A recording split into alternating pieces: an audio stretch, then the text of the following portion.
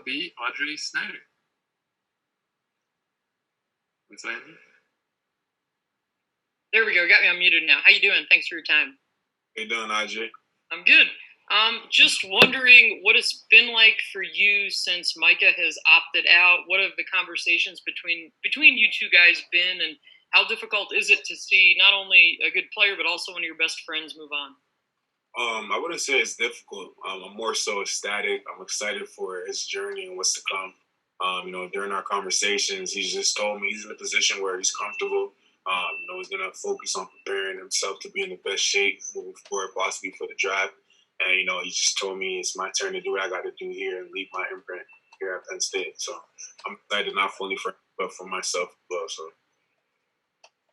All right, John Sauber. Hey, Jesse, thanks for taking the time. How has your leadership role within the defense changed and the linebacker room changed since Micah left? My leadership role, I've honestly been stepping into it since, Jan left because, I've always been someone who, Coach Fry has been able to depend upon. I've gone from being one of the youngest guys in the room to, being one of the oldest guys in the room, just like that. So, having guys like Lance Dixon, Brandon Smith, Curtis Jacobs, and Zariah Fisher, we're trying to bring them along. We're trying to do so at a steady pace. So, being that leader in the room, someone they can, look to to see how the standard is, how, we're going to do things here in the linebacker room here as a Penn State defense. The standard is the standard. So, being able to enforce it is a good task to have. All right. Let's see. Mark Wogenrich. How are you? Good. We're doing well. How you doing? Good, thanks. Yesterday, Coach Pry mentioned the game last year when Micah got ejected for targeting, how you kind of stepped into that.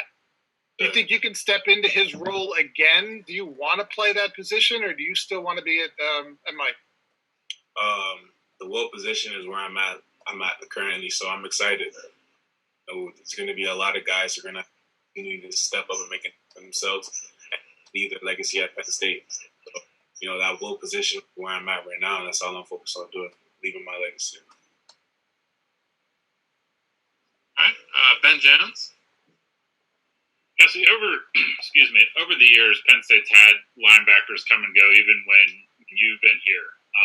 And it seems like they've always been able to have the next guy has been ready to go. What do you think it is about Coach Pryor, really how that room approaches the job that you guys are able to step in almost immediately and kind of fill whoever just left? I think a lot goes into that is, it's the standard. You see the rich history of linebacker that have come here and left their mark, from guys from Paul Pasuzzi and Sean Lee to Navarro to the list goes on and on. I'm trying to think right now. The standard is the standard. So, like, when I'm watching my film and I'm able to pull up those old clips of Mike Hall, Marty, and all those guys, seeing how they played the style of football, the swagger, and, just how aggressive and how they played, that's what we want to continue to uphold. So, when your number is called and your opportunity is finally here, that's the level that we need to be playing at. So, pass down.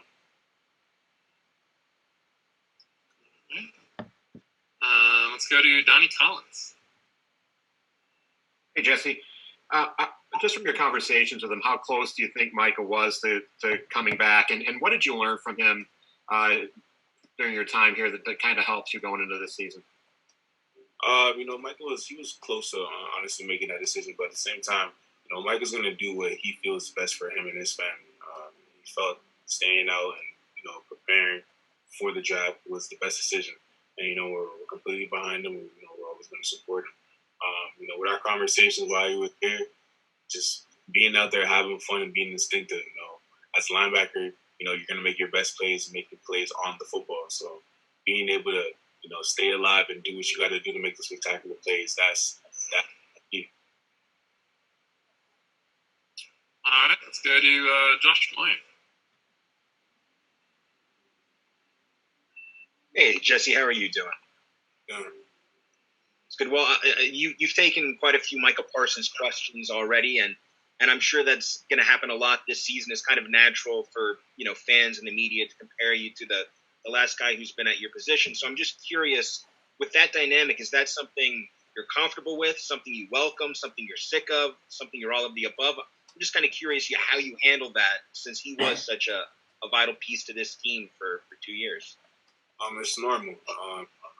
He was someone, the fans, the team depended on in the crunch time. That was our guy. So, how I word, I'm comfortable with it.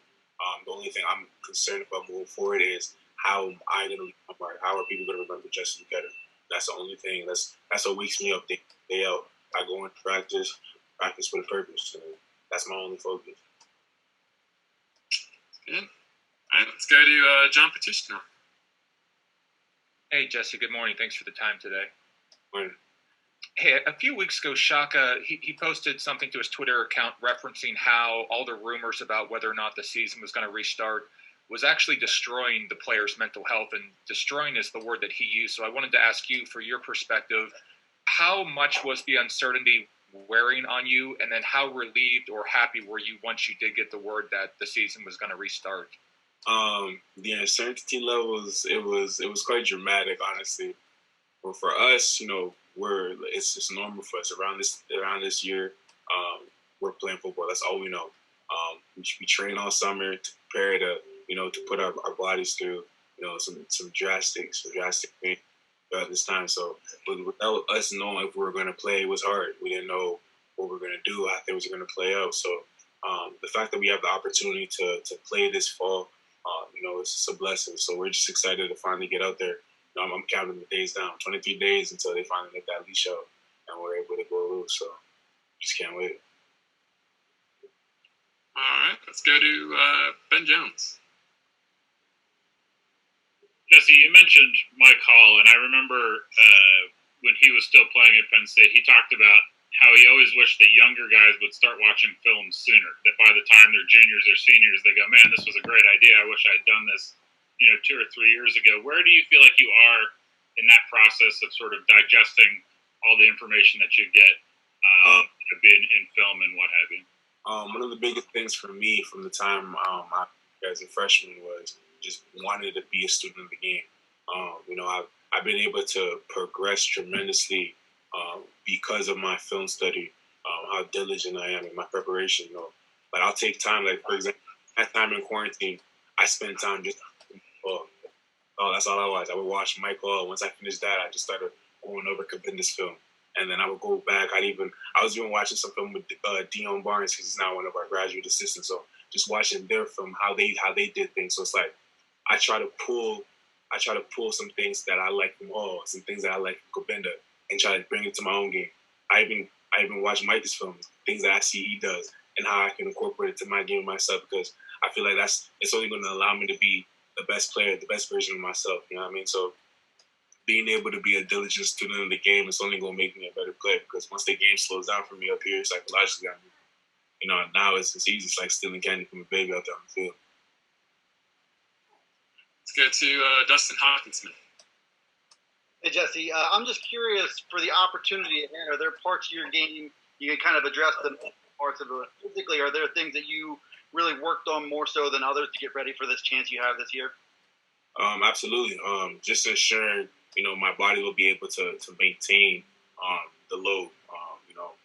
I'm excited to be able to honestly display, my various skill sets, ensuring that, I can handle that level of snaps per game. So I feel, ensuring that I'm ready, to be in shape, physically, mentally. Those are my two focal points that I was focused on during my time off preparing for the season. All right, let's go to Audrey Snyder. Hey, Jesse, I'm going to go in a different direction here, but this off-season was also, we saw a lot of social issues throughout the world. And the NCAA is allowing players to put messages on their jerseys if they want this year. I know Coach Franklin said the Leadership Council is meeting about that, but if you could put one social justice message on your jersey, what would that be and why? You could just put one message, honestly, just be equality and unity. I feel like at the time right now, we're living in a society where there's a lot of division. And division is never good for anything. It doesn't matter what it is, whatever the objective is.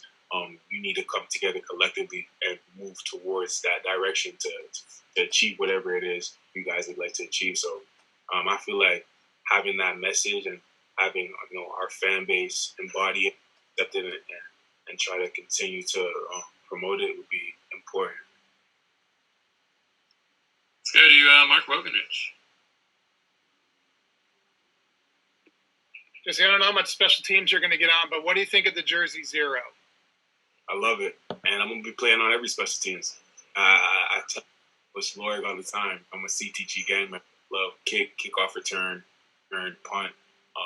It doesn't matter whatever he needs me to do, I'll be sure to do it. Do it at a high level. What's the significance of it to you? CTG or the number 0? 0. 0, I mean, I'm pretty sure you guys all saw the video that was released yesterday. Same thing. The standard is the standard. Whether we have linebacker room or it's on the special teams unit. If you're out there and you're in that number 0, people are going to be expecting you to make plays. And that's week to week, game to game, series to series.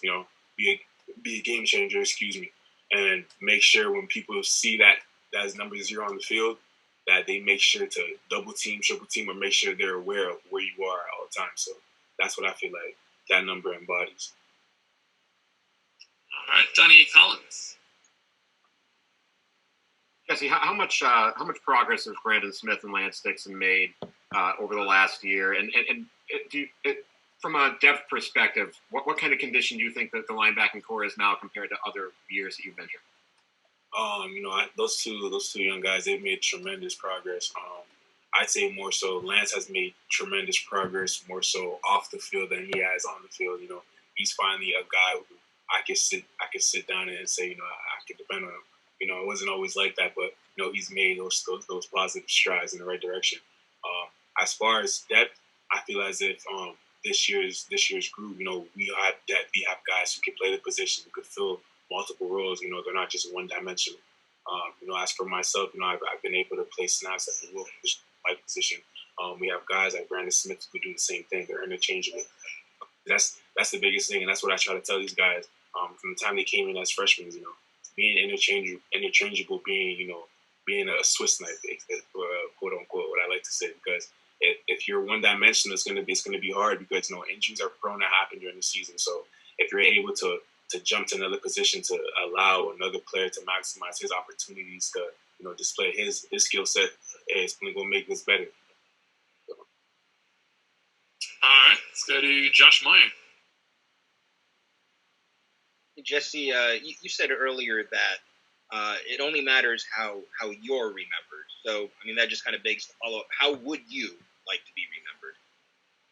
Among the greats, speaking with LaVar Arrington, that's someone who I consider my uncle. We talk day in and day out, and when I was spending some time training in LA with him, we would talk vigorously about this every single day. How are you going to be remembered? How are you going to be remembered? So it's been ingrained in my head. So whenever I step on the practice field and I work how I work, I'm diligent with my work and my work ethic.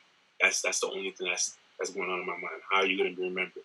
It doesn't matter if it's from our individual periods to our competition periods to our team periods. It's the same mindset, and it keeps me hungry. So yeah, I keep that little chip on my shoulder.